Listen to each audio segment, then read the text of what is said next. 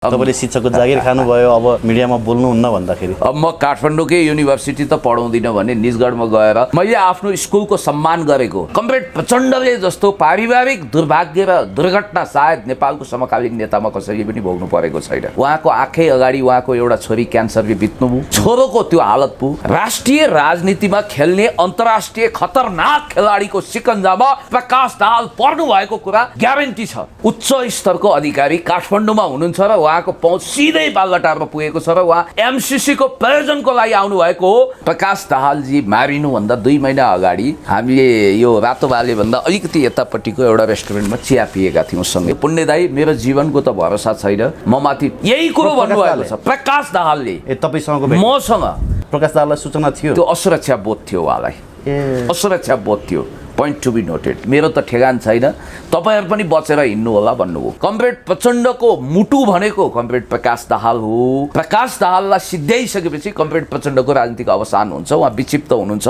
उहाँको परिवार सिद्धिन्छ। एक्लो प्यारो छोरोलाई समाप्त पार्ने ग्रान्ड डिजाइन अन्तर्गत केही वामपन्थी आन्दोलनमा घुसेका केही पत्रकारको कभर लगाएका मान्छे पनि यसमा प्रयोग भएका छन्। यहाँ स्वदेशी शक्तिको धेरै ठुलो हात छैन। बिचरा कुन कुन पत्रकारको नाम लिइन्छ, को 2 पैसे मान्छेहरूको पनि नाम लिएको, राष्ट्रिय राजनीतिका केही पात्रहरूको पनि नाम प्रयोग गरेको मैले सुन्छु। ती बिचरा हुन्, ती प्रयोग भएका मोहराहरू हुन्। Narendra Damodar Das Modi from the very beginning उनी पश्चिमाको लाड प्यारमा हुर्किएका थिए। लालकृष्ण आडवाणी स्कुलिङको मानिस थिए। मैले फ्याट्टै नेकपा एमालेका नेता भनिहालेँ, एमालेको हो कि होइन त्यो चाहिँ तपाईँले बताइदिनुहोस्। लक्षणको जिब्रो छ, सरस्वतीको जो निवास छ, सही कुरो भन्दै हुनुहुन्छ, सत्य कुरो उकल्दै। पूर्व प्रधानमन्त्री कमरेड माधव कुमार नेपाल, भीम रावल, घनश्याम भूषाल, सुरेन्द्र पाण्डेलाई 6 महिनाको लागि निलम्बन गरिएको भनिएको छ। कुरा बुझ्दै जाँदा माधव नेपालज्यूलाई 6 महिनासम्म तर्साउने र अरू नेताहरूलाई 6 महिनापछि पन्साउने यो जो दाउपेच हो भनेर हामीले यसरी बुझेका छौँ। खासमा के रहेछ विषयवस्तु? जसरी तारा बरालले एकपछि रूपमा आरोप लगाइरहनु भएको थियो, बवन्डर शैलीमा धमाकेदार तरिकामा विस्फोट भएछ, त्यो नक्कली बमले असर त कहीँ पनि पुर्याएन। 2-3 वटा कुरामा बखेडा बवन्डर गरिरहनु भएको छ। त्यो बहिनीले उहाँको एउटा भनाइ सोरै आना गलत भन्ने साबित हुन्छ। कृषि विश्वविद्यालयलाई त्यसको क्षतिपूर्ति स्वरूप 3 वटा संस्था एक ठाउँमा बसेर भरतपुर महानगरपालिका, प्रदेश सरकार र त्यसपछि धर्मसुन्तली फाउन्डेसन बसेर MOU गरेको छ। खेलौना डोजर हो लाने अनि आलु बम पड्काउने हो, बम लाने हो। यो जुन किचलो फैलाइएको छ, भरतपुरमा तनाव होस्, गोली चलोस्, त्यहाँ भिडन्त होस्, लोकतन्त्र नै धरापमा परोस् भन्ने भेस्टेड इन्ट्रेस्टबाट केही मानिसहरू परिचालित भएको स्पष्ट रूपमा देखियो। नगरपालिकाको पैसाले मेयरहरू चाहिँ गाडी चढेर चिल्ला गाडी चढेर हिँड्ने, अनि जनताले चाहिँ दुःख गरेर पसिना होइन खाडीमा पसिना बगाएको पैसाले चाहिँ स्टेडियम बनाइदिनु पर्ने नगरपालिकाको शानको लागि, कसैको इज्जतको लागि, कसैको व्यक्तिगत पपुलारिटीको लागि। दुधले नुहाए मेयरहरूले भनेको छैन, मेयरमा कमी कमजोरी छ। मैले त्यहाँ मात्रै भनिनँ, फेरि विकासहरू आफ्नो ठाउँमा भएका छन्। अब यहाँ कति ठाउँमा त खोलै मासेर प्लटिङ भइरहेको छ नि। हजुर, बोल्न सक्ने ठाउँ नै छैन। हो, त्यो विकृति विसङ्गति भूमाफियाहरूको पकडबाट मुक्त गर्नुपर्छ, विकृति विसङ्गति अन्त्य गर्नुपर्छ। जो करहरूले रङ्गशाला बनाउँछन्, यो त लुटको धन्दा हो, चन्दाको धन्दा हो। भन्दै यो फेरि लगाएको तालमा सुनको कमण्डलुमा भिख माग्नको निम्ति धोक्रै बोकेर हिँड्नुभयो। धर्मोज सुन्तलीज्यूलाई आफ्नो नामको बडो ठुलो लोभ छ, गौरव पनि छ। प्रदेश सरकारले जिम्मा लिन्छु भनेको रहेछ, महानगरपालिकाले जिम्मा लिन्छु भनेको रहेछ। जिम्मा दिए भइहाल्यो नि, सकिन्न भने रुँदै किन? कलाकार भावुक हुन्छन्, मध्यरातमा कुनै गोहीको आँसु चुहाएको होइन, संवेदनशील भए रोए। त्यो रङ्गशाला बन्छ बनाउनु पर्छ। एक खेलको मैदानै नभएर चाहिँ विश्वकप नजित्या, त्यो पनि एउटा कारण हो।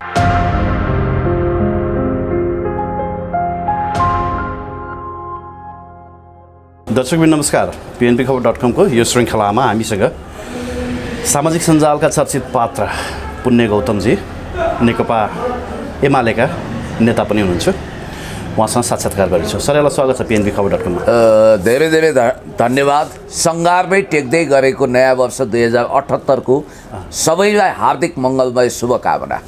मैले फ्याट्टै नेकपा एमालेका नेता भनिहालेँ। अब एमालेको रहिरहने हो कि होइन, अथवा एमालेको हो कि होइन, त्यो चाहिँ तपाईँले बताइदिनुहोस्। लक्षणको जिब्रो छ, सरस्वतीको जो निवास छ, सही कुरो भन्दै हुनुहुन्छ, सत्य कुरो उकल्दै हुनुहुन्छ। तर आज तपाईँहरू पार्टीविहीन हुनुहुन्छ नि। कसरी? तपाईँहरू त अब माधव नेपाल नै नेकपा एमालेबाट 6 महिनाको लागि निलम्बितमा हुनुहुन्छ भने तपाईँहरू त घर बिनाको हुनुभएको छ नि त। होइन, हामी घरमा घाटको भएका छैनौँ। हामी यता न उता हातमा जुत्ता वा यता न उता मुलाबारी भित्ताको अवस्थामा कहिले पनि पुग्दैनौँ, किनभने राजनीतिक हिसाबले हामीले आज पनि भनिरहेका छौँ कहिले सासूको पालो कहिले बुहारीको पालो। मलाई अलिकति चित्त नबुझेको त्यतिखेर पनि अहिले सम्माननीय प्रधानमन्त्री जो हुनुहुन्छ उहाँलाई पार्टीबाट साधारण सदस्यबाट निष्कासन गर्नु हुँदैन थियो। यहाँनिर न्युटनको थर्ड ल अफ मोसन लागू गरे जस्तै प्रत्येक क्रियाको समानान्तरतर्फ विपरीत प्रतिक्रिया दिएको जस्तै गरी फेरि हाम्रा सम्माननीय पूर्व प्रधानमन्त्री कमरेड माधव कुमार नेपाल, भीम रावल, घनश्याम भूषाल, सुरेन्द्र पाण्डेलाई 6 महिनाको लागि निलम्बन गरिएको भनिएको छ। कुरा बुझ्दै जाँदा माधव नेपालज्यूलाई 6 महिनासम्म तर्साउने र अरू नेताहरूलाई 6 महिनापछि पन्साउने यो जो दाउपेच हो भनेर हामीले यसरी बुझेका छौँ। म भन्न चाहन्छु पार्टीमा यसरी कसैले पनि पूर्वाग्रहको खड्ग चलाउनु हुँदैन र पार्टीलाई एकताबद्ध राख्नको निम्ति अहिले निलम्बन हो कुनै निष्कासन होइन, छिटोभन्दा छिटो निलम्बन फुकुवा गर्नुपर्छ र भूमिकाहरू तय गर्दै पार्टीलाई एक ढिक्का बनाएर लानुपर्छ। लाइन छ, यो कुरामा म ढुक्क छु। अनि केही समय त हराउनु भयो, कता रङ्गशालातिर गएर गीत गाएर आउनुभयो भन्ने सुन्यो नि। गीतको नाउँमा बेसुरा राग अलाप्ने मेरो चलन पनि छैन। बेसार नहालेको तरकारी स्वादिलो हुँदैन भन्छन्। त्यसै गरी मैले रङ्गशालामा नजाँदा आकाशै खस्ने थिएन, धरती नै फाट्ने थिएन। खसिहाल्छ भने दौडिनु भएको थियो नि त। होइन, म हराएको हुटिट्याउँले आकाश थामे जस्तै थाम्नको लागि दौडिनु भयो नि त। ती हुटिट्याउँ जसले भ्रम पालिरहेका छन् कि सर्वस्व आकाश हामीले नै थामेका छौँ उभिन्नु पर्र भनेर यदि त्यस्तो सोचेका छन् भने तिनीहरू फिस्टाको त्यो भ्रममा पनि छन् जुन फिस्टाले आफ्नो तौलको कारण बाँस नुग्यो भन्ठान्दो रहेछ। त्यसकारण यो गोवर्धन पहाड उठाउने यी खालका तत्त्वहरूको विषयमा मैले केही पनि भन्नु छैन। म आधुनिक श्रीकृष्ण पनि होइन। जहाँसम्म चितवन यात्राको कुरा थियो, चितवन हुँदै म निजगढसम्म पुगेँ। त्यो चाहिँ पशुपतिको जात्रा सिद्राको व्यापार भने जस्तो भयो, बाटोमा परेको। रङ्गशाला बचाएर आउनुभयो नि त, यहाँले रङ्गशालामा बम हान्छु भन्ने सुनेपछि जानुभयो तपाईँ होइन। जस रङ्गशाला बचाएर आउनुभयो, बम हान्नेहरू पनि शान्त भएका छन् अहिले होइन। यदि त्यसो भनिदिनु हो भने म प्रति अन्याय हुँदैन। तपाईँलाई धन्यवाद। कुरो के रहेछ खासमा? अलिकति रङ्गशालाको विषय उठी पनि हाल्यो, तपाईँ त्यहाँ पुग्नु पनि भयो, वस्तुस्थिति बुझ्नु पनि भयो होला। मैले त्यो विषयमा सम्भवतः तारा बरालसँग सबैभन्दा पहिलो अन्तर्वार्ता पनि गर्ने मौका पाएको थिएँ। खासमा के रहेछ विषयवस्तु? जसरी तारा बरालले एकपछि रूपमा आरोप लगाइरहनु भएको थियो रङ्गशालाको जुन जमिन छ कृषि विश्वविद्यालयको, त्यो जमिन अनाधिकृत रूपमा चाहिँ निर्णय गरेर दियो र त्यो चाहिँ भनौँ न पछि सर्वोच्चमा परेको मुद्दा पश्चात चाहिँ त्यो कृषि विश्वविद्यालयलाई नै फिर्ता हुन्छ र त्यो अवस्थामा चाहिँ जनताको पैसाहरूमाथि अन्याय हुनेछ र जनताले दुःख पसिना गरेर पठाएको पैसाको चाहिँ उचित सदुपयोग हुँदैन र त्यति बेला चाहिँ म बम हान्न पनि तयार हुन्छु भनेर उहाँले बोल्नु भएको थियो। खासमा कुरो के रहेछ गाठी कुरो, त्यो चाहिँ खोलिदिनुहोस् त मलाई। सायद तपाईँकै स्टुडियोमा नचम्किएका ताराहरूको मनचिन्ते बम एकचोटि बबन्डर शैलीमा धमाकेदार तरिकामा विस्फोट भएछ। त्यो नक्कली बमले असर त काहीँ पनि पुऱ्याएन, तर के हो त भनेर मान्छेहरू सशङ्कित भए र यथार्थ के हो भनेर फिल्ड भिजिट हामीले गऱ्यौँ। पोहोर साल पनि हामी गएका थियौँ, आनासुकी मानामुठी जे जति गर्न सक्छौँ मद्दत गरेका थियौँ र यसपटक हामी सिधै भरतपुर महानगरपालिकामा मेयर रेणु दाहालज्यूलाई भेट्न गयौँ। त्यसपछि धुर्म सुन्तलीले बनाउँदै गरेको निर्माणाधीन गौतम बुद्ध अन्तर्राष्ट्रिय क्रिकेट रङ्गशालामा पनि पुग्यौँ। सबै कुरो अध्ययन गरेर खसो खास कुरा के हो त्यो बुझेर आयौँ। जस्तो के रहेछ खास कुरा चाहिँ रहेछ के? खास कुरो के छ भने 2-3वटा कुरामा बखेडा बबन्डर गरिरहनु भएको छ। त्यो बहिनीले उहाँको एउटा भनाइ 16 आना गलत भन्ने साबित हुन्छ। नम्बर 1, उहाँले के भन्नुभएको छ भने कृषि विश्वविद्यालय अन्तर्गतको 20 बिघा 6 कट्ठा जमिन सर्वनाश भयो, रङ्गशालाले ओगटेर बर्बादै बनायो भन्नुभएको छ। त्यो 20 बिघा 6 कट्ठा जग्गामध्ये करिब 10 बिघा जति जग्गा त पुरै पानी भरिने सिमसार टाइपको रहेछ। त्यसलाई बडो मेहनतका साथ पानी सोसेर त्यहाँ राम्रो बनाइएको छ, इन्फ्रास्ट्रक्चर बनाइएको छ। नम्बर 1। नम्बर 2, उहाँले के भन्नुभएको छ भने त्यो जग्गा हडपेर खतम भयो, हामी बर्बाद भयौँ भन्नुभएको छ।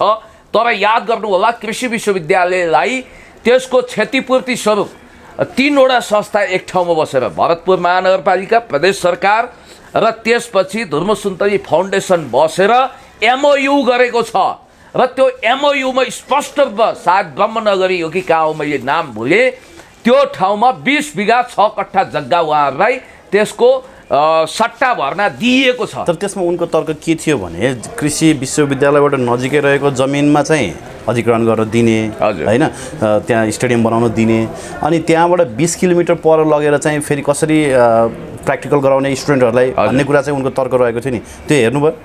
मैले त्यो पनि हेरेको छु। त्यहाँ त तपाईँको पशुपन्छीहरू, त्यहाँ पशु विशेष गरी गाई पालन गरिन्थ्यो त्यो जग्गामा होइन। त्यो गाई पालन गर्ने जग्गा थियो, त्यहाँ गाईहरूको चरनको लागि तपाईँले भने जस्तै सिमसार त्यहाँ घाँसहरू उम्रिन्थ्यो र जस कृषिको लागि चाहिँ धेरै अनुसन्धानहरू त्यो ठाउँमा हुन्थ्यो भन्ने कुरा आयो। अब अहिले एकाएक त्यहाँ स्टेडियम बने पश्चात चाहिँ विद्यार्थीहरूको त्यो पठन पाठनै ठप्प भइसकेको छ। विशेष गरी भेटनरी सेक्टरका स्टुडेन्टहरूले त अहिले त्यहाँ भर्ना नै लिन छोडिसके भन्ने कुरो पनि आएको थियो त्यति बेला होइन, 1 वर्ष अगाडिको कुरा हो यो। अहिले चाहिँ के रहेछ, के बुझ्नु सर? यो बेमतलबका बेसरकारी मान्छेहरूले पाखुरा सर्की गरेर बर्चट गर्नुको कुनै अर्थ छैन। तपाईँलाई म भनिदिउँ, त्रिभुवन विश्वविद्यालयका पदाधिकारीहरूले किचलो गरेका छैनन् र यो कुनै लफडादार केस पनि होइन, मुख्य विषयवस्तु त्यो होइन। दिन नै आएर पनि बोल्नु भएको थियो त हामी कहाँ? ठिक छ, त्यो बेलामा उहाँहरूले किन बोल्नु भएन? जतिखेर त्यसलाई अन्त सार्न सकिन्थ्यो अथवा त्यो जग्गा त्यसको लागि प्लान गरिएको भन्न सकिन्छ। तारा बरालले त सुरुवातै त्यहाँ त डोजर चल्नुभन्दा अगाडिदेखि नै बोलेको हो नि। तारा बराल लगायत अन्य व्यक्तिहरूले त त्यहाँ अहिले त जबरजस्ती बनाइसके पश्चात त बोल्नुको तुक नरहला, त्यो आफ्नो ठाउँमा छ। तर सुरुवातदेखि नै उहाँहरू त बोल्दै आउनु भएको होइन। एउटा कुरा के हो भने त्यसलाई जनस्तरमा लगेर स्थापित गरेर आन्दोलनको रूपमा विकास गर्ने काममा उहाँहरूले ध्यान दिनु भएन।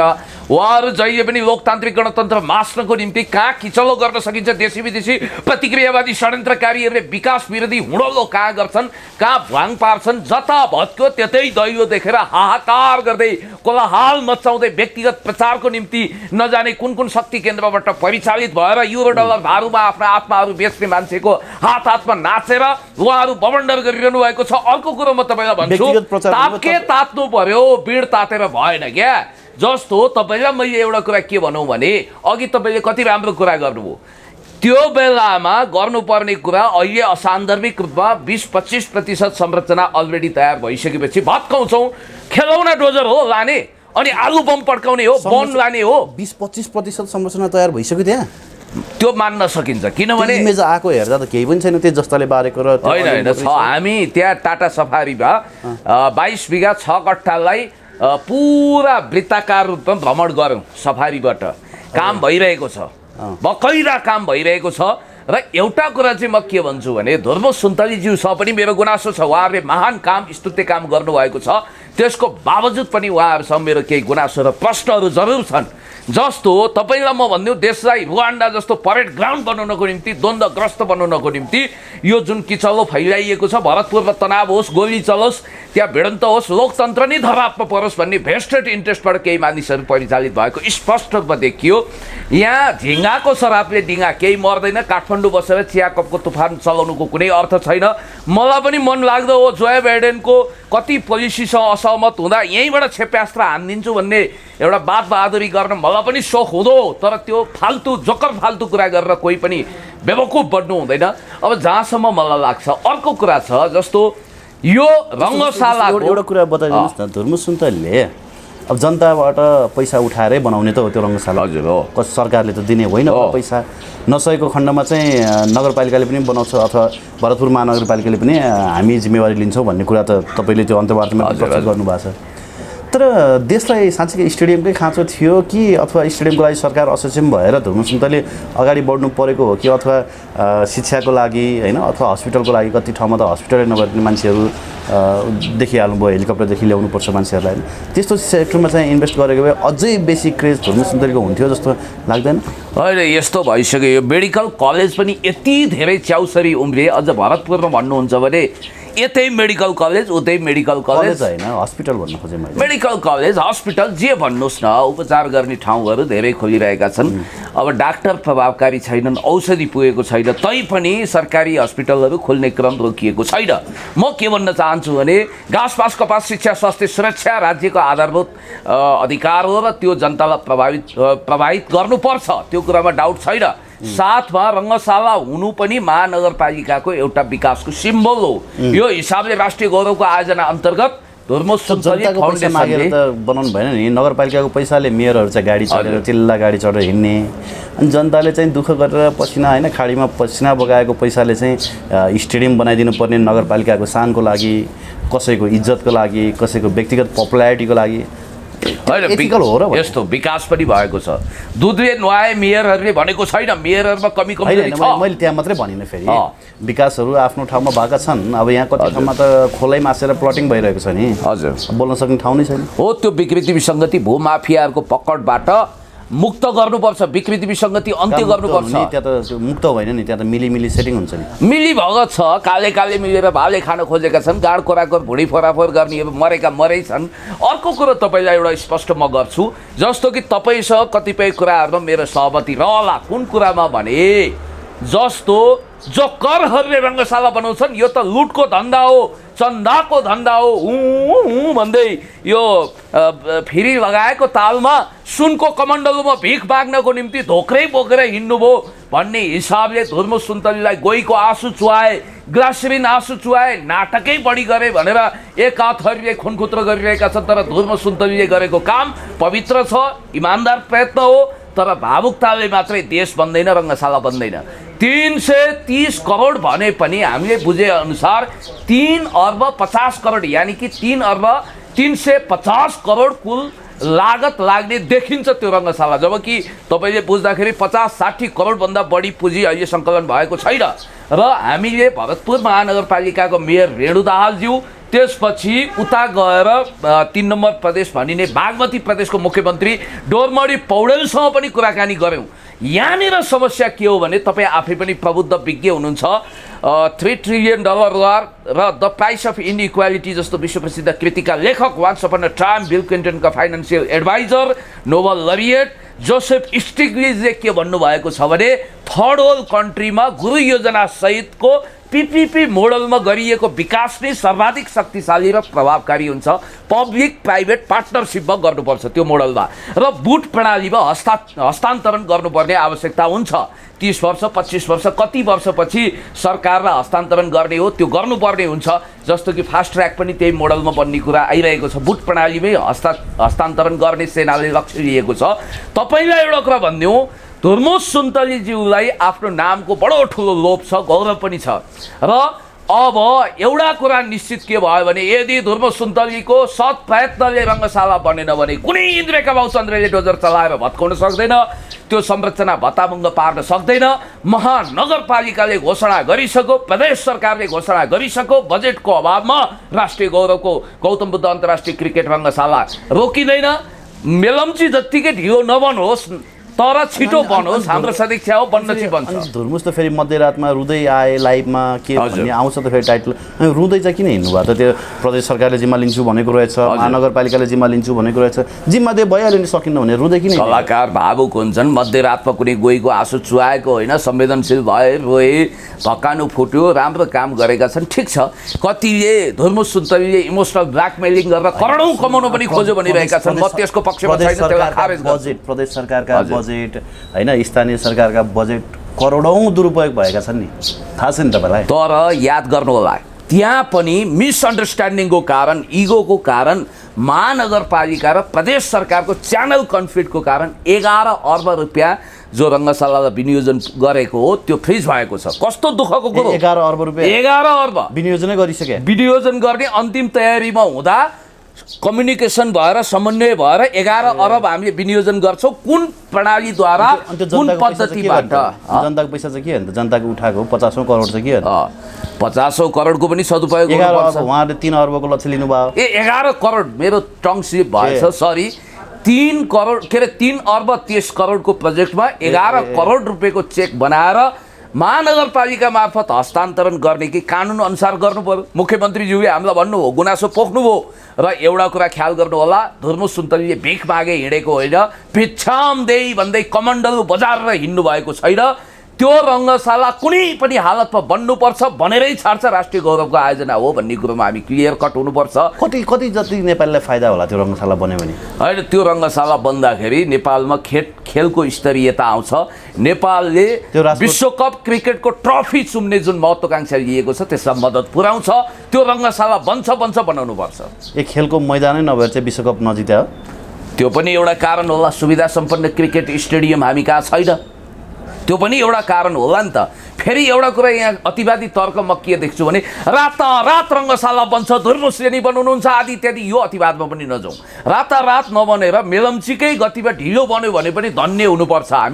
हामी चाहन्छौँ छिटोभन्दा छिटो बनाओस्। र धुर्मुस सुन्तलीले सक्नु भएन भने पनि त्यो कुनै खण्डहर बनेर यत्तिकै व्यवहारिसे हुँदैन। त्यो ठाउँमा रङ्गशाला सरकारले बनाउँछ। 20-30 वर्षसम्म नेपाली जनताले आफूले बगाएको पसिना चाहिँ त्यो पसलमा हालिराख्नु पर्यो। होइन, जनताले अब धेरै, म त के भन्छु भने धुर्मुस सुन्तलीजीलाई पनि भन्न चाहन्छु, तपाईँहरूले जनताको निम्ति सेयर खोलाउनुहोस्, स्पष्ट रूपमा अगाडि बढ्नुहोस्। सरकारले खुलाए पनि हुन्छ सेयर र प्राइभेट सेक्टरले आँटे पनि हुन्छ। विनोद चौधरीले अब कहाँ लगानी गर्ने? यत्रो अरबपति धनकुबेर भएका छन्, त्यो रङ्गशाला बनाउने निर्माणको ठेक्का लिए हुँदैन, जिम्मेवारी लिए हुँदैन। त्यस कारणले गर्दाखेरि पब्लिक प्राइभेट पार्टनरसिपबाट वर्षमा एउटा गेम हुँदैन, वर्षमा मुस्किलले एउटा दुईवटा गेम हुन्छ। अनि त्यो त्यति धेरै जनताको पैसा त्यहाँ सेयरमा हालेर फाइदा हुन्छ र भने? हजुर, यसलाई यसो हेर्नु पर्यो। जनताले हाइड्रोमा लगानी गर्ने नेपालीहरूले त्यहाँ सेयर हाल्ला नि त, हाल्नु पर्यो। राष्ट्रिय गौरवको आयोजना पुरा गरेर जनताले पनि योगदान दिनु पर्यो, अपनत्व लिनु पर्यो। होइन, यसमा सरकारको पनि दायित्वबोध छ। सरकारको तहबाट मलाई चाहिँ फाइनली के लाग्छ भने धुर्मुस सुन्तलीजीले अब यो कहिलेकाहीँ हामी केटाकेटीमा के गर्थ्यौँ भने भाँडाकुटी खेल्थ्यौँ अनि बालुवाको सिंहदरबार बनाउँथ्यौँ। त्यो असली सिंहदरबार त हुँदैन थियो, भत्किन्थ्यो। त्यसै गरी असली रङ्गशाला बनाउन सरकारले गर्नुपर्छ पहल। त्यो अवश्य पनि बनेर छोड्छ। मतपत्र च्यातेर चाहिँ भरतपुरको मेयर बनेको भन्ने आरोप लाग्दै आएको। हजुर, रेणु दाहालको पपुलारिटी बढ्ने भयो, रातारात विकास धेरै हुने भयो भनेर सरकारमा बसेका पात्रहरूबाट नै केही सुनिश्चित पात्रहरू खडा गरेर रेणु दाहाललाई बदनाम गराउनको लागि चाहिँ ती पात्रहरू अहिले आएर बम हान्छु भन्न थालेका हुन्। अब यो नेपालमा विचित्रको काम भइरहेको छ। काहीँ नभएको जात्रा हाँडी गाउँमा भन्छन्, तर यहाँ चाहिँ वर्ष दिनभरि हाँडी गाउँको जात्रा लाग्दो रहेछ। एक दिन लाग्नुपर्ने गाई जात्रा वर्ष दिनभरि हुँदो रहेछ। अब कसरी जित्नुभयो मलाई थाहा छैन। फेरि नेपाल जस्तो थर्ड वर्ल्ड कन्ट्रीमा सामधाम दण्डभेद नीतिको आधारमा पेलताल जेलजाल ठेठाल गरेर भने पनि चुनाव जित्नु नै महत्त्वपूर्ण कुरा भइसकेको छ। तपाईँलाई नि च्यातेको त हो नि, एउटा कुरा त हेर्नुहोस्, योलेको पनि हो नि। ठिक छ, इतिहासमा अतीतमा के भए, अदालतले के फैसला सुनाए, म सुपर न्यायाधीश पल्टिन चाहन्न। यो सर, तपाईँलाई मैले एक दिन भनेको थिएँ क्यारे, तपाईँलाई सम्झना हुनुपर्छ। अब नेपालमा महँगो निर्वाचन प्रणाली सेतो हात्ती बराबर नै महँगो भयो। यसलाई पाल्न सकिँदैन, किनभने हाम्रो निर्वाचन प्रणालीमा खोट छ। तिनै तहको चुनाव समानुपातिक प्रणालीमा गर्नुपर्ने भयो। आदर्श राजनीतिक अवस्थामा यो राज्य र म एउटा इलेक्सन कन्स्टिट्युएन्सीमा थोरै खर्च गरेर हामीले चुनाव जित्ने अनि जनताले पनि आदर्शको मतदान गर्ने र आइडियल स्टेट प्लेटोले भने जस्तै त्यहाँ आदर्श राज्यका आदर्श नागरिकले मभन्दा सज्जन यो राज्य हुनुहुन्छ भने यो राज्यलाई भोट हालेर जिताउने, तपाईँभन्दा सज्जन र इमान्दार विकास प्रेमी म छु भने मलाई जिताउने, त्यस्तो अवस्था फर्स्ट वर्ल्ड कन्ट्रीको अवस्था जस्तो हुन्थ्यो भने प्रत्यक्ष निर्वाचित प्रणाली जस्तो सर्वोत्कृष्ट सिस्टम केही थिएन। तर अब त मलाई के लाग्न लाग्यो भने एकजना वडाध्यक्ष महोदय पराजित हुनुभएछ। उहाँले मलाई बलिन्द्र धारा आँसु खसालेर तराई क्षेत्रमा चिया खुवाउँदै के भन्नुभयो भने सर म त बर्बाद भइहालेँ, ओ 20 लाख रुपियाँ झ्वाम भइगयो सर। के भयो भने वडाध्यक्षमा हारेँ जो मैले चुनाव भन्नुभयो। अब याद गर्नु होला मित्र, वडाध्यक्ष अनि नगरपालिका गाउँपालिकामा त कति खर्च गर्नु पर्ला। अब हामी जस्ता मान्छेले पहिलो कुरो त पार्टीबाट टिकट पाउनै मुस्किल भयो। पैसा छैन, धन छैन, सामधाम दण्डभेद नीति बेलबाल जेलजाल ठेलठाल गर्न सक्दैनौँ। दोस्रो पायौँ भने पनि खसी र कुखुराका महाभतेर गर्नेहरूले चुनाव जित्ने भए, पञ्चभतेर गर्नेहरूकै हातमाथि भयो। अब ठेकदारहरूको हातमा राजनीति पुग्ने भयो, धन्दा सेठहरूले गल्लावालहरूले राजनीति चलाउने भयो। त्यसकारण यो देशलाई नै एउटा निर्वाचन क्षेत्र मानेर पार्टीले योग्यतम मान्छेलाई समावेशी प्रणालीको आधारमा महिला जनजाति आदिवासी दलित योग्यतम मान्छेहरूको सिट रिजर्भेसन गरेर योग्यतम मान्छेलाई सांसद बनाउने गरी वडामा वडाध्यक्ष वा पालिकामा अध्यक्ष मेयर बनाउने गरी प्रदेशमा पनि त्यही ढङ्गले व्यवस्थापन गरेर समानुपातिक 100% नै समानुपातिक व्यवस्थापन गरेर यो प्रत्यक्ष निर्वाचित प्रणालीलाई खारेज नगरिकन देश जोगिने मैले देखेको छैन र भोलि आज भरतपुरमा तपाईँले जुन कुरा सुन्नुभयो त्यो देशव्यापी नहोस् भनेर सावधानी अपनाउनु पनि अब पूर्णतया समानुपातिक पद्धतिमा यो निर्वाचन प्रणालीको खोट र दोष सच्याउँदै हामी त्यतातिर जानुपर्ने आवश्यकता भयो अनि र समानुपातिक सिस्टमबाट चुनिएको सर्वोत्कृष्ट सांसदलाई नै प्रधानमन्त्रीको शपथ गराउनुपर्छ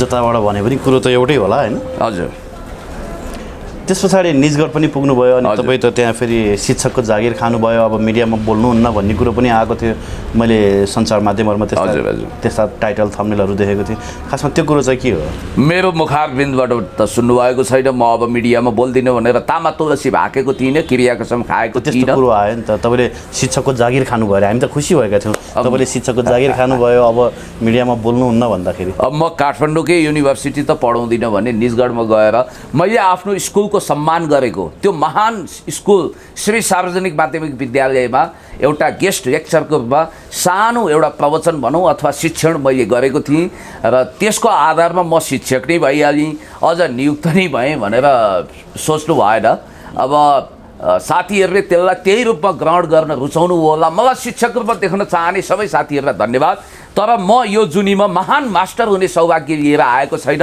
मेरो पूर्व नै अभागी छ म सौभाग्यशाली हुन्थेँ भने महान मास्टरको रूपमा महान शिक्षकको रूपमा त्यहाँ नियुक्त हुन्थेँ होला ओके अब भरतपुरमा रेणु दाहालसँगको विशेष भेटवार्तामा केही अनौपचारिक कुराकानीहरू पनि भयो होला सायद हजुर केही कुराहरू भन्नुभयो होला अहिलेको भनौँ न वर्तमान राजनीतिक परिप्रेक्ष्यमा पनि उहाँले केही तर्कहरू आफ्ना राख्नुभयो होला धारणाहरू राख्नुभयो होला कस्तो हुँदो रहेछ उहाँको स्वभाव कस्तो रहेछ उहाँले के कुराहरू गर्नुभयो अलिकति बताइदिनुहोस् दर्शकहरूलाई हजुर मलाई उहाँसँग भेटेर यति लामो कुरा गर्ने समयको चाँजो पाँजो मिलेको थिएन हेलो हाई यसो आन्दोलनमा आदि इत्यादि फेरि म पनि जनयुद्धमा पहिलेदेखि संलग्न भएको मानिसको हैसियतले अहिले मिडियामा पनि ठुलै आवाज भएको हुनाले उहाँहरूले नचिन्ने कुरै भएन डोरमणी पौडेलजीले त ठट्टा पनि गर्नुहुन्थ्यो अब युट्युब खोल्यो यसो टिकटक हेऱ्यो 4-5वटा मध्ये 2-3टा आइहाल्छ उहाँलाई नहेर्न त युट्युब नै बन्द गर्नुपर्ने हुन्छ भनेर भन्नुहुन्थ्यो त्यसै गरी मलाई मान्ने नमान्ने छुट्टै कुरा हो अस्वीकार गर्न नसकिने अवस्था भएछ भन्ने महसुस गरेको छु यहाँबाट भरतपुर महानगरपालिका गइसकेपछि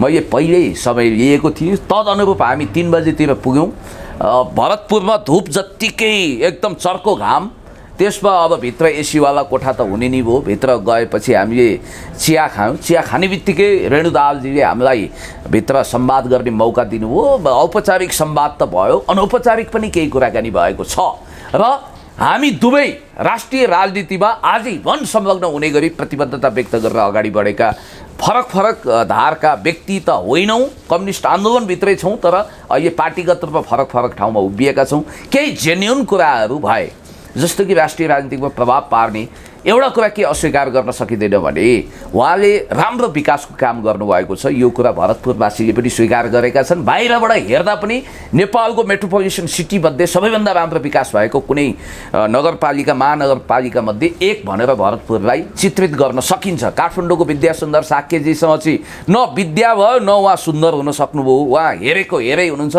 केशव स्थापितको आवश्यकता यता थियो होला right man in wrong place भएर उता हाफ पाइन्ट लगाएर मुख्यमन्त्रीको सपना देख्दै हिँडेको बेला चिलिमचट भएर यता गाँजा खेतीको प्रचारमा व्यस्त हुनुहुन्छ तर महानगरपालिकाको मेयर रेणु दाहालजीले केही कुराहरू जेन्युन कुराहरू गर्नुभयो जस्तो आमाको अवस्थाको विषयमा अलिकति कुराकानी फोटो पनि भाइरल भइरहेको छ उहाँ साह्रै दुखी हुनुहुन्छ हजुर सीताजीलाई के भएको रहेछ अब हुन त हाम्रो आध्यात्मिक मान्छेहरूले यो कुरा भगवानको कानमा नपुगोस् भन्छन् तर पनि मैले त्यसलाई एउटा प्रतीकात्मक रूपमा भने हुन त यो दुष्ट आत्माहरूको कानमा यो कुरा नपुगोस् उहाँको आयु लामो होस् तर धेरै नै क्रिटिकल अवस्था देखिन्छ नम्बर 1 त्यो बुझिन्छ उहाँको आयु लामो होस् उहाँलाई सुस्वास्थ्य होस् भनेर कामना गर्दै पनि अवस्था फिजिकल अवस्था त्यस्तो छैन जरा जीर्ण हुनुभएको रहेछ स्वास्थ्य स्थितिको हिसाबले सुकेर बाँसको टाट जस्तै हुनुभएको छ मानवीय संवेदना र करुणा राखौँ सीता दाहालज्यूप्रति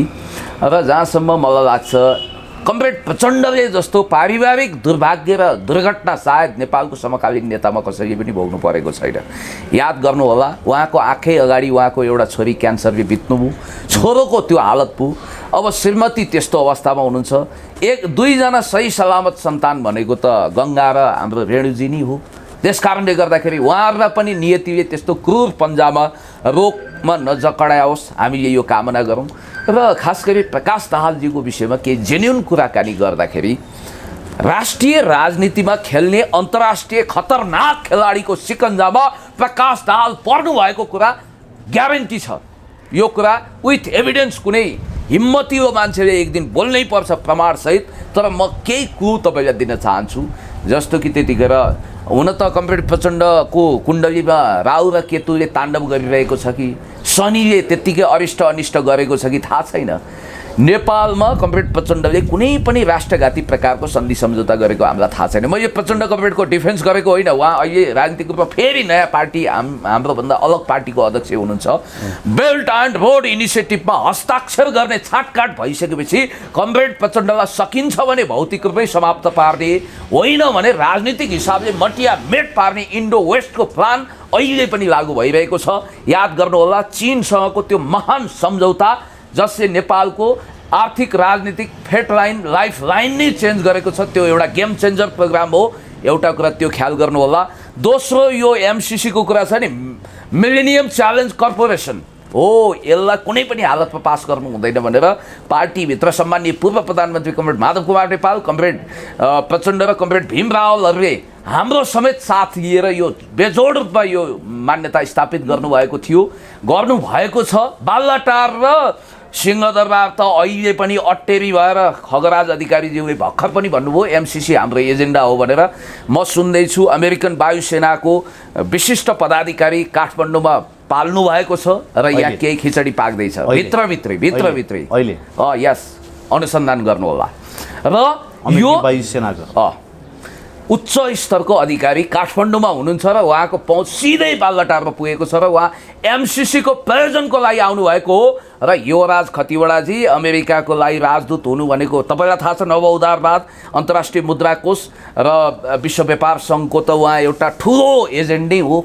त्यस कारणले गर्दाखेरि युवराज खतिवडाजी नै किन अमेरिकाको लागि राजदूत, यसमा पनि रहस्य लुकेको छ। किनभने एमसिसी कुनै पनि हालतमा पास गर्नुपर्छ, त्यतिखेर संसद विघटन गर्नुको कारण एमसिसी पास भएन भनेर पनि हो। र याद गर्नुहोला, संसदसँग बदला लिएको भनेर पनि भनिन्छ। एउटा कुरा, नेपाली काङ्ग्रेसले त न्वारनदेखिको बल लगाएर 100% तागत लगाएर एमसिसी पास गर्न मरिहत्ते गरेको छ। हामीले मात्रै असहमतिका स्वरहरू उराल्यौँ, यसलाई बाइबल कुरान पुराणको तहमा व्याख्या गरेर कमा फुल स्टप चेन्ज गर्नु हुँदैन भन्ने बालुवाटारको घातक बटम लाइन छ। र जस्तो प्रकाश दाहालको कुरा निकाल्नुभयो, प्रकाश दाहालको विषयमा अन्य 2-4जना विश्लेषकहरूले पनि बोलेका छन् त्यो एउटा स्वाभाविक मृत्यु नभइकन हत्या नै हो, राजनीतिक हत्या हो भनेका छन्। त्यसमा के क्ल्यु पाउनुभयो? मतलब जस्तो एउटा चाहिँ कुरा के हो भने धेरै मानिसहरूले उठाएको प्रश्न, उहाँको शवलाई चाहिँ पोस्टमार्टम गर्न दिएन त्यति बेला, होइन किन दिएन त्यो कुरा पनि यहाँसम्म भयो कि अथवा यहाँलाई जानकारी छ कि त्यो पनि बताइदिनुहोस् होइन। र त्यो देशभित्रकै व्यक्तिहरूद्वारा प्रयोग गरेर चाहिँ उहाँको हत्या गराइयो कि अथवा बाहिरबाट चाहिँ के भन्छ आयो कि मान्छे, होइन? अब यहाँ त धेरै कुराहरू आउँछ, अफवाह त धेरै कुराहरू सुनिन्छ, यहाँलाई चाहिँ के जानकारी छ त्यो अलिकति बताइदिनुहोस् न दर्शकहरू। समयको अद्भुत संयोग भन्छु, म छोटकरीमा भन्छु। प्रकाश दाहालजी मारिनुभन्दा 2 महिना अगाडि हामीले यो रातो बालेभन्दा अलिकति यतापट्टिको एउटा रेस्टुरेन्टमा चिया पिएका थियौँ सँगै। उहाँको पनि साथीहरू अरू हुनुहुन्थ्यो। मलाई चाहिँ स्पेसल उहाँले भेट्न चाहनुभएको रहेछ। उहाँले एउटा कुरा के भन्नुभयो भने मलाई दाई दाई भन्नु। त्यति बेला त तपाईँ मिडियामा त्यति छाउनु भएको थिएन होला? होइन, म टेलिभिजनहरूमा इन्टरभ्यू दिन्थेँ, आर्टिकल लेख्थेँ। होइन, मेरो महत्त्व चाहिँ थियो, यसले बोलेका लेखेका कुराहरूमा महत्त्व हुन्छ भन्ने कुरो चाहिँ थियो। भर्खर छाउन थालेको थिएँ। गोविन्द गौतमवाला भिडियो भाइरल भइरहेको थियो, त्यो बेला पनि म आइरहेको थिएँ। पिएनपीले मलाई अगाडि बढाइरहेको थियो, त्यो बेलामा पनि भर्खरको कुरा थियो। त्यतिखेर उहाँले मलाई दाई भन्नुहुन्थ्यो, पुण्य दाई, मेरो जीवनको त भरोसा छैन, म माथि यही कुरो भन्नुभएको छ प्रकाश दाहालले तपाईँसँग मसँग। मैले उहाँलाई के भने तपाईँले स्वास्थ्य ठिकठाक राख्नुपर्छ। अब हुन त मलाई त्यतिखेर त प्रकाश दाहाललाई प्रकाश दाहाललाई सूचना थियो, त्यो असुरक्षा बोध थियो उहाँलाई, असुरक्षा बोध थियो। Point to be noted. Okay. अनि मैले के भने होइन तपाईँ मैले चाहिँ के पोइन्टमा कुरा गरेँ भने अलिकति उहाँको एउटा व्यक्तित्व बाहिर बनाएको थियो नि, पारस जस्तै जीवनशैली पिउनी, अत्याधिक पिउनी भनेर। मैले उहाँलाई तपाईँको स्वास्थ्य गिर्या हुनसक्छ, अलिकति ख्याल राख्नुपर्छ है, तपाईँमा एउटा सम्भावना छ, आशा पनि हामी गर्छौँ, तपाईँ सुध्रिनुपर्छ त भन्नु भएन होइन। त्यो ढङ्गले कुरा गर्दा पुण्य दाइ तपाईँले कुरा बुझ्नु भएको छैन। म माथि एकदमै मलाई असुरक्षा बोध भएको छ, मेरो त ठेगान छैन, तपाईँहरू पनि बचेर हिँड्नु होला भन्नुभयो। एउटा त्यति मात्रै कुरा भयो, सामूहिक रूपमा अरू कुरा हुन सकेन। मैले त्यसलाई हल्का फुल्का रूपमा लिएँ, किनभने अब उहाँ अलि हामीभन्दा कम उमेरको मान्छे, यसै केटौले जोसमा भन्नुभयो होला जस्तो लाग्यो। त्यसको उहाँको मृत्यु हुनुभन्दा 4-5 दिन अगाडि मलाई केही अनिष्टका सङ्केतहरू देखा परे। त्यतिखेर के हुँदै थियो भने पार्टी एकताको निम्ति सम्भावित माहौल बन्दै थियो, अन्डर करेन्ट ठुला वार्ताहरू भइरहेका थिए अध्यक्ष कमरेड प्रचण्ड र हाम्रा अध्यक्ष कमरेड केपी ओलीज्यूको बिचमा। र त्यो नेगोसिएसन भइरहँदा पार्टी एकतालाई सबभन्दा बढी जोड बल दिने मध्ये कमरेड प्रकाश पनि हुनुहुन्थ्यो, भित्रबाट बुवालाई उत्साहित गर्दै।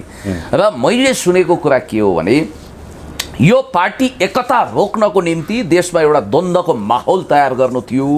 र अब कमरेड प्रचण्डलाई त भौतिक रूपमा सिद्धाउन सक्ने त्यतिखेर सेक्युरिटीको लेभलमा पनि त्यो उनीहरूको थ्रेट जान सक्दैन थियो, अरू कुरा पनि सम्भव थिएन। त्यस कारणले कमरेड प्रचण्डको मुटु भनेको कमरेड प्रकाश दाहाल हो। प्रकाश दाहाललाई सिद्ध्याइसकेपछि कमरेड प्रचण्डको राजनीतिक अवसान हुन्छ, उहाँ विक्षिप्त हुनुहुन्छ, उहाँको परिवार सिद्धिन्छ। एक्लो प्यारो छोरोलाई समाप्त पार्ने ग्रान्ड डिजाइन अन्तर्गत केही वामपन्थी आन्दोलनमा घुसेका केही पत्रकारको कभर लगाएका मान्छे पनि यसमा प्रयोग भएका छन्। भन्नाले नेकपा तत्कालीन अवस्थामा जसरी माओवादी र एमाले मिलेर नेकपा बन्न लागेको थियो, एउटा गठबन्धनको लागि चुनावको तयारीमा थियो, त्यो गठबन्धन रोक्नको लागि चाहिँ प्रकाश दाहालको हत्या गरियो। त्यो पनि एउटा महत्त्वपूर्ण कारण हो। त्यति मात्रै होइन, यहाँ के देखिन्छ भने कमरेड प्रचण्ड अथवा कमरेड केपी शर्मा ओलीज्यू अथवा कमरेड माधव कुमार नेपालज्यूले बलियो राजनीतिक शक्ति बनाउनु हो भने त्यो सदैव चीनतिर ढल्किन्छ र चीनको फोल्डमा जाने त्यो शक्तिले इन्डो वेस्टलाई अस्वीकार गर्छ र हामी समाप्त हुन्छौँ भन्ने जुन यहाँ स्वदेशी शक्तिको धेरै ठुलो हात छैन। बिचरा कुन पत्रकारको नाम लिइन्छ, को 2 पैसे मान्छेहरूको पनि नाम लिएको, राष्ट्रिय राजनीतिका केही पात्रहरूको पनि नाम प्रयोग गरेको मैले सुन्छु। ती बिचरा हुन्, ती प्रयोग भएका मोहराहरू हुन्। जसरी जननेता कमरेड मदन भण्डारीको हत्याको निम्ति अमर रामालाई एउटा शिखण्डीको रूपमा प्रयोग गरियो, यस्ता अरू शिखण्डीको नाम लिनु व्यर्थ छ। चाहे सुशील कोइरालाको हेर्दाखेरि बाथरुममा अवसान भएको एउटा स्वाभाविक दृश्य देखिन्छ, तर अस्वाभाविक कुरा के छ भने राष्ट्रिय राजनीतिकमा इन्डो वेस्टका सबैभन्दा प्यारा शेरबहादुर देउबाजीलाई पुनः राजनीतिक रूपमा सभापतिको पदमा विजय गराउनै पर्ने बाध्यता र उनलाई राष्ट्रिय राजनीतिकमा जीवन्त राख्नुपर्ने र सुशील कोइरालाको औचित्यता सिद्ध्याइदिनुपर्ने क्रममा सुशीलको रहस्यमय तरिकाले अवसान भएको छ। त्यस्तै कुरोको कडी यहाँ जोडिन्छ र प्रकाश दाहाल माथिको यो हस्तक्षेप। तपाईँलाई थाहा छ सही सलामत उहाँ कोठामा सुत्न जानुभयो, राइट? 7:30 बजे उहाँ आफ्नो आमासँग बिदा भएर कोठामा सुत्न जानुभयो। अनि उहाँ त बिहान त त्यो अवस्थामा फेला पर्नुहुन्छ। कमरेड प्रचण्ड त्यतिखेर चुनावी प्रचारको माहौलमा हुनुहुन्थ्यो, पूर्वतिर झापामा हुनुहुन्थ्यो। फोन त्यस्तो आउँछ कमरेड प्रचण्डलाई। अब भइदियो के भने त्यसको मुख्य उद्देश्य भनेको चाहिँ छोरी कुटेर बुहारी तर्साउने भन्छ नि। कमरेड प्रचण्डलाई नौनारी फत्रक्कै गलाउने, ओठतालु खङ्ग्रङ्गे सुकाएर उहाँको राजनीति नै धाराशाही बनाउने र उनीहरूको क्यालकुलेसन के थियो त्यो अनुसार उहाँहरू जानु भएन। त्यो अनुसार गइदिएको भए देशमा द्वन्द्व हुन्थ्यो, पार्टी एकता पनि हुँदैन थियो, चुनावी माहौल पनि भत्किन्थ्यो, एकले अर्कालाई अविश्वास गरेर यदुवंशी लडाइँ पनि चल्थ्यो। भएको कुरा के हो भने त्यो जब कमरेड प्रकाश दाहालको त्यस ढङ्गले मृत्यु भइसकेपछि उहाँलाई यहाँ उसमा लगियो हस्पिटलमा, के भन्छ नर्भिक, यस, विनोद चौधरी बसन्त चौधरीहरूको हस्पिटलमा लगियो। त्यतिखेर धेरै ढिलो भइसकेको थियो, किनभने उहाँलाई बचाउन सक्ने आधार थिएन, उहाँ मृत्यु घोषणा हुनुभयो। उनीहरूले अनुमान गरेका थिए पोस्टमार्टमको लागि कमरेड प्रचण्ड र तात्कालीन नेकपा माओवादी र नेकपा एमाले माग गर्नेछ, त्यसको लागि आन्दोलन हुनेछ, आन्दोलन भइसकेपछि भाँड भैलो हुन्छ, त्यसपछि चुनाव रोक्न सकिन्छ, देशमा ठुलो खेलोफड्को हुन्छ।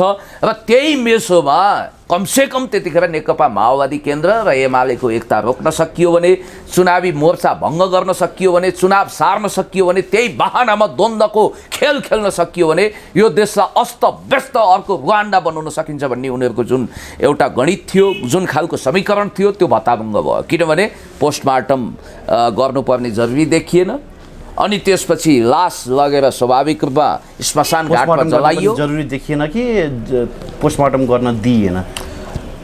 यो दुवै हुन सक्छ। यसलाई यसरी बुझौँ, कति कुराहरू नभनेरै बुझ्नुपर्ने हुन्छ। तपाईँले जुङ्गा चल्यो कुरा बुझेको सही पो बुझिहाल्नु हो। केही कुराहरू बाहिर आउँछन् र फेरि त्यसले बवन्डर क्रिएट गर्ला भनेर पनि पोस्टमार्टम गर्न दिएन। तपाईँलाई थाहा छ नि, हुन त हामी बोक्सी प्रथालाई सर्वाधिक घृणा गर्छौँ, यसलाई काल्पनिक भन्छौँ, तर त्यसको मिथकीय पक्ष, त्यसको पुराण कथा जस्तो एउटा इतिवृत्त हुँदो रहेछ।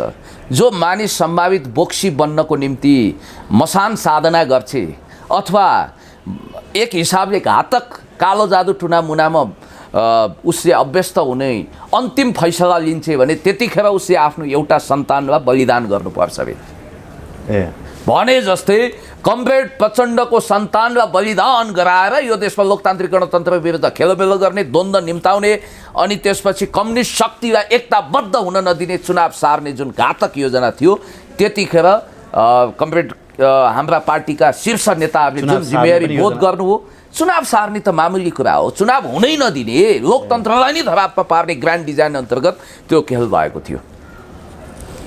तपाईँले प्रतिगामी शक्तिहरूलाई पनि इङ्गित गर्नु खोज्नुभयो? एकदमै हो। पक्कै देशी विदेशी प्रतिक्रियावादी प्रतिगामी दक्षिणपन्थी सबै शक्तिहरू एक ठाउँमा थिए, इन्क्लुडिङ नेपाली काङ्ग्रेस। नेकपा गठबन्धनको लागि त्यस पछाडि नेकपा जुन पार्टी फर्मेसन भयो तीन वर्षसम्मको लागि होइन, हजुर, त्यसको लागि र चुनावको लागि जुन किसिमको एउटा भनौँ न बलिदान प्रचण्डले दिनुभयो, त्यो चाहिँ अहिले आएर सबै स्वाहा भयो। स्वाहा भएको छैन, या त अडिट थ्योरीमा खेल्न खोजिएको छ। प्रचण्डलाई सिद्ध्याइयो नि त। कहाँ सिद्धिन्छ र? राजनीति गर्ने मान्छे यसरी रातारात एकै रातमा चुके ल्याङले चमत्कार गरे जस्तो सिद्धिँदैन। तर हातले डोराएर उनले प्रधानमन्त्रीसम्म बनाइदिए, आज फेरि उनलाई नै सिद्ध्याए। यस्तो हो, अब कसैले कसैलाई दया माया गरेको, भिक्षा दिएको अथवा कसैले असीम अनुकम्पामा ब्लेसिङ गरेको भन्नु हुँदैन। सबै नेताहरूले आफ्नो औकात र हैसियत देखाएर इतिहास सो गरेर जनताको बिचमा इलेक्टेड भएर नि आफ्नो पद प्राप्त गर्नुभएको छ। यसमा होला कहिले कहिले कसलाई मद्दत गरे होला, कहिले कसलाई मद्दत गरे होला। बृहत शान्ति सम्झौतामा ककसको भूमिका थियो, लोकतान्त्रिक गणतन्त्र ल्याउनको निम्ति मनसा वाचा कर्मणा को लड्नु भएको थियो, को त्यसको खिलाफमा हुनुहुन्थ्यो भन्ने कुरो पनि इतिहासले बोध गरिसकेको छ। त्यसकारणले गर्दाखेरि आज अतीतमा अल्झिएर अब के फाइदा? कमरेड प्रकाश टाउकै फोरे पनि अब यो धरतीमा अवतरित हुनुहुन्न। पुनर्जन्म पूर्वजन्मका जनताले त थाहा पाउनु पर्यो नि यस्ता कुराहरू। पर्यो त्यो त इतिहासमा लेखिनु पर्यो नि त। त्यो हो सर। यस्तो हुँदो रहेछ कि कन्स्पिरेसी थ्योरी अझ इन्टरनेसनल ग्रान्ड कन्स्पिरेसीको शिकार भइसकेपछि त्यसको छानबिन प्रतिवेदन एकदमै सही सलामत आउन सक्दैन। जस्तो victory has 1000 father but defeat is always orphan भन्ने विश्व प्रसिद्ध अमेरिकी नेता, महान राष्ट्रपति भनेर पुँजीवादीहरूले जय जयकार गरेको जोन अफ केनेडीको हत्यारा, चाहे अब्राहम लिङ्कनको हत्याराको विषयमा अहिले पनि अनुसन्धान भइरहेको होला, फाइल बन्द भएको छैन। अरू कुरा किन गर्नुहुन्छ? भारतमा प्रमोद महाजनको उदाहरण लिनुहोस् न। आज पनि युट्युब खोल्नु हो भने अटल बिहारी वाजपेयी पछि सबैभन्दा प्रभावशाली नेता, तत्कालीन सञ्चार मन्त्री, धेरै मन्त्रालय खाएको, बिजेपीमा प्रोमिनेन्ट लिडरको भूमिका निर्वाह गरेको शीर्ष व्यक्तित्व प्रमोद महाजनको हत्या कम रहस्यमय छ? कम्ती रहस्यमय छ? चायवाला मोदीजी, उहाँको भूमिका त्यसमा के थियो होला? पर्दाभित्र वा पर्दा बाहिर? अनि त्यसपछि उहाँको एउटा, हुन त उनीहरूले कन्स्पिरेसी थ्योरी अन्तर्गत प्रमोद महाजनजीको चाहिँ आफ्नै दाईको श्रीमतीसँग अनैतिक सम्बन्ध थियो र जग्गावाला लफडा पनि थियो। त्यसकारण दाईलाई एकदमै रक्सी खुवाएर उत्तेजित गराएर, भाइलाई उत्तेजित गराएर प्रमोद महाजनको अगाडि त भुसुना होस्, अब तँलाई फाइनली सक्दैछ, तेरो श्रीमती पनि कुम्ल्याउँदैछ भन्ने हिसाबले इमोसनल ब्ल्याकमेलिङ गरेर उत्तेजित बनाएर ककलले हत्या गर्न लगाए भनेर एउटा कथा त रचिएको छ। तर त्यसको पछाडि अर्को कुरो तपाईँले थाहा पाउनुपर्छ, उनी अटल बिहारी वाजपेयी स्कुल अफ थटका उत्पादन थिए। याद गर्नुहोला, त्यहाँ दुईटा धार थियो। अटल बिहारी वाजपेयी पश्चिमाहरूको प्रभाव घटाउन चाहन्थे, सोभियत सङ्घ र चीनसँग सम्बन्ध विस्तार गर्न चाहन्थे, त्यसको पक्षपाती थिए उनी, नियो लिबरलिजममा थिएनन्। जो अटल बिहारी वाजपेयीको पक्षमा खोलेका थिए तिनको सारा राजनीतिक अहिले समाप्त भएको छ। चाहे सुषमा स्वराजको साइलेन्स किलिङ भनौँ, चाहे सुषमा स्वराजको, यस केपी ओलीज्यूको भन्दा तगडा मृगौला थियो उहाँको। याद गर्नु होला, नेपाल पनि आउनुभएको थियो। नेपाल पनि आउनुभयो। केपी ओलीज्यू जस्तो धेरै समय बेडमा बस्नु भएन। अरुण जेटलीको नियति के हो त? पछिल्लो समय अटल बिहारी वाजपेयीलाई साथ दिँदा पश्चिमा अन्तर्राष्ट्रिय मुद्रा कोषको प्रणालीसँग त्यसले लादेका असमान शर्तसँग डिफर गर्दाखेरि उनको राजनीति मात्रै समाप्त भएन, जीवन पनि समाप्त भएको छ। तपाईँलाई एउटा कुरा थाहा छ, सिलिकनयुक्त खाना खानै पर्ने व्यवस्था मोदीले आफ्नो मिटिङमा किन गरे होला? अब यहाँ जानुहोस्, कन्स्पिरेसी थ्योरी। सिलिकनयुक्त खाना अरू उनले जसलाई प्याकेट दिन्छन् खानाको त्यसमा सिलिकन थियो भनिन्छ, त्यसमा स्लो पोइजन भन्दा पनि हुन्थ्यो। अनि मोदी चाहिँ आफू नखाने, मोदी र उनका प्यारा मान्छे नखाने। याद गर्नु होला, स्मृति इरानी त्यो भोजन नलिने, मोदी नलिने, जसले त्यो भोजन लिए 6 महिनाभित्र सबको स्वास्थ्य डामाडोल भयो र आज पनि कति मान्छे मरणासन्न छन्। चाहे केशुभाइ पटेलको राजनीति गुजरातमा समाप्त भएको कुरा होस्, चाहे गुजरातमा अर्को नेता एकजना समथिङ के जोशी भन्ने मारिएका छन्। अनन्त कोइरालाको किताब गएर तपाईँले हेर्न सक्नुहुन्छ, जीवनी परक मोदीको जीवनीमा आधारित। याद गर्नुहोला, शङ्कर सिंह बाघेलाले आज पनि रोइकराई गरेर धेरै कुराहरू खोलिरहेका छन्। Narendra Damodar Das Modi from the very beginning उनी पश्चिमाको लाड प्यारमा हुर्किएका थिए। उनी लालकृष्ण आडवाणी स्कुलिङको मानिस थिए र उनको मार्गमा रोडा 3-4 जना मान्छे बन्न सक्थे। नम्बर 1 प्रमोद महाजन। प्रमोद महाजनको मृत्यु कसरी भयो त्यो तपाईँले मैले भनिहालेँ, भलिभाति थाहा छ। नम्बर 2 सुषमा स्वराज, कसरी उनको राजनीति सिद्ध्याइयो।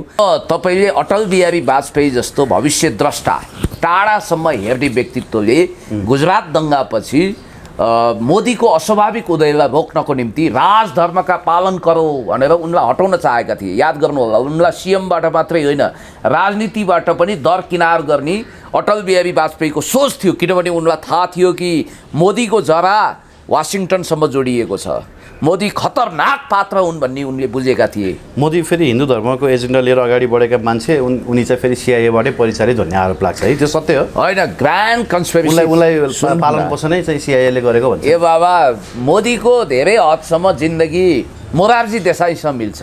मोरारजी देसाईको इतिहास अध्ययन गर्नुहोस्, सोमुत्र पान गरेर आयु लम्ब्याउने मान्छे भनेर पनि तपाईँले मोरारजी देसाईलाई चिन्नुहुन्छ। इन्दिरा गान्धी पछि, आफ्टर इन्दिरा गान्धी को प्राइम मिनिस्टर बन्ने ठुलो झडप भयो त्यहाँ, पार्टीभित्र एक खालको हुडल्लो भयो। त्यसमा 2 जना पात्रहरू मुख्य रूपमा अगाडि आए। जयप्रकाश नारायणको आन्दोलन सफल भयो, जेपी नेपालको गणेशमान जस्तो उहाँ सत्तामा नजाने भन्ने बित्तिकै 2वटा पात्रमध्ये एउटा पात्र थिए यङ दबङ एकदम प्रभावशाली नेता चन्द्रशेखर, जो भारतीय मेड इन इन्डिया छविका थिए। अर्को मेड इन अमेरिकी ब्रान्डका को थिए? मोरारजी देसाई। मोरारजी देसाईले यस्तो भिटो प्रयोग गरे कि जेपी जयप्रकाश नारायण हेरेको हेरै भए, आँसु मात्रै निकाले तरतरी। अन्ततः मोरारजी देसाईको विजय भयो। तर मोरारजी देसाईको पोस्चर चाहिँ राष्ट्रवादी थियो कि विडम्बनापूर्वक। अब यहाँ चलाख मोदीले पनि के गरिदिए भने, मोदीको खेल त विचित्रको छ। मोदीलाई अमेरिकाले भिजा नदिएर उनलाई महान देशभक्त साबित गराइदियो। अब हिन्दू धर्मको स्टार प्रचारक देखिन्छन्, तर हिन्दू धर्म अन्तर्गत दङ्गा फसाद कसैले पनि गर्दैन। तपाईँलाई थाहा छ, हिन्दू धर्मले जहिले पनि वैदिक सनातनी धर्म हो, खास गरी अरूको अस्तित्व स्वीकार गर्छ, अरूलाई द्वन्द्वमा ल्याउँदैन, त्यही हो विशेषता। तर मोदीले र लालकृष्ण आडवाणीले धर्मको नाउँमा जहिले पनि जुदाउने बजाउने डिभाइड एन्ड रुलको नीति सिआइएकै नीति हो नि त। फेरि तपाईँलाई थाहा छ, जनता दलको रूपमा स्थापित गरिएको यो पार्टी सोभियत युनियनको फोल्डमा काम गर्ने भनेर चिनिएको, नेहरू कालदेखि इन्दिरा कालसम्म चिनिएको भारतीय काङ्ग्रेसको खिलाफमा खडा गरिएको एउटा पार्टी हो। यो कुरा पनि यसको इतिहास अध्ययन गर्दा तपाईँ स्पष्ट हुनुहुन्छ। त्यो जरा त्यहाँ जोडिन्छ। त्यसमा अपवादको पात्र भनेको अटल बिहारी वाजपेयी र श्याम प्रसाद मुखर्जी हो। श्याम प्रसाद मुखर्जीको भारतीय राष्ट्रिय राजनीतिमा त्यति धेरै प्रभाव भएन। अटल बिहारी वाजपेयीलाई समाप्त पार्न किन सकिएन भने भनिन्छ नेहरू भन्दा पनि प्रभावशाली जनप्रिय नेताको रूपमा अटल बिहारी वाजपेयी अगाडि आएका थिए र अटल बिहारी वाजपेयीको स्कुलिङका सारा मान्छेलाई छानी चुनी समाप्त गरे। बिचरा एकजना बाँकी छन्, आइजी से हवलदार बनाइदिया भने जस्तो गृहमन्त्रीबाट कता कता लकिरको फकिर बनाइयो बिचरा राजनाथ सिंह। यत्रो मुख लगाएर अहिले त उनी मोदीसँग घोडा टेकिसके, आत्मसमर्पण गरिसके, तैपनि उनलाई अमित शाह जति पावर दिइएको छैन। याद गर्नुहोला, बिजेपी भनेको कम्प्लिटली हिजोको दिनमा इन्डो वेस्ट अथवा वेस्टर्न लाइनमा काम गर्ने पार्टी हो र अटल बिहारी वाजपेयीको राजनीति सिद्ध्याएर मोदीको राजनीति, मोदीको स्कुललाई खडा गर्नु भनेको त्यो एउटा कन्स्पिरेसी थ्योरी अन्तर्गतै काम हो। र याद गर्नुहोला, यो राजनीतिक हलचलले वेस्टर्नहरूको प्रभाव यहाँ दर्शाउँछ र हामीले पनि यसमा सावधान हुनुपर्छ, किनभने नेपालमा भारतभन्दा ज्यादा खतरनाक ढङ्गले आएको शक्ति भनेको वेस्टर्न हो, जो इन्डो वेस्टको चेहरामा आउँछ। एसिया पेसिफिक इन्डो वेस्ट यसको मूल एजेन्डा हो र यो कुराबाट बचायो भने नेपालको राष्ट्रिय सार्वभौमसत्ता जोगिन्छ, अखण्डता जोगिन्छ। नेपालको चीनसँगको जुन सुमधुर सम्बन्धले नेपालमा शान्ति, स्थिरता, विकासको मार्ग प्रशस्त गरेको छ, यसमा बाधा अडचन खडा गर्नको निम्ति अनेक थरीका नक्कली राष्ट्रवादीहरूले पनि बेला बेलामा ताण्डव गरेका छन् देशमा। हस् पुण्य सर, निकै लामो भयो अन्तर्वार्ता। हजुर, यसको सिक्वेल यदि मिल्यो भने पछि फेरि पनि गरौँला। धन्यवाद दिन चाहन्छु। गहन विषयमा बातचितको निम्ति सदैव जुझारु तरिकाले प्रस्तुत हुने पिएनपी मिडियालाई म धेरै धेरै धन्यवाद दिन चाहन्छु। गहन बहसमा धेरै कम मानिसको रुचि छ। मान्छेहरू 15 मिनट संवाद चल्यो भने असिन पसिन हुन सुरु गर्छन्, कन्टेन्ट लामो भन्छन्, के भन्छन्। तर तपाईँहरूले असीम धैर्यताका साथ गहन राजनीतिक विषयमा, यसको ग्लोबल पर्सपेक्टिभको विषयमा पनि जुन डिबेट गर्ने चाँजोपाँजो मिलाउनु भयो, यसको निम्ति मलाई मौका दिनुभयो। सम्भवतः यो 2077 सालमा तपाईँ र मेरो अन्तिम इन्टरभ्यू होला। फेरि 78 सालको सूर्योदयसँगै नयाँ बहस गरौँला। हस्, धन्यवाद।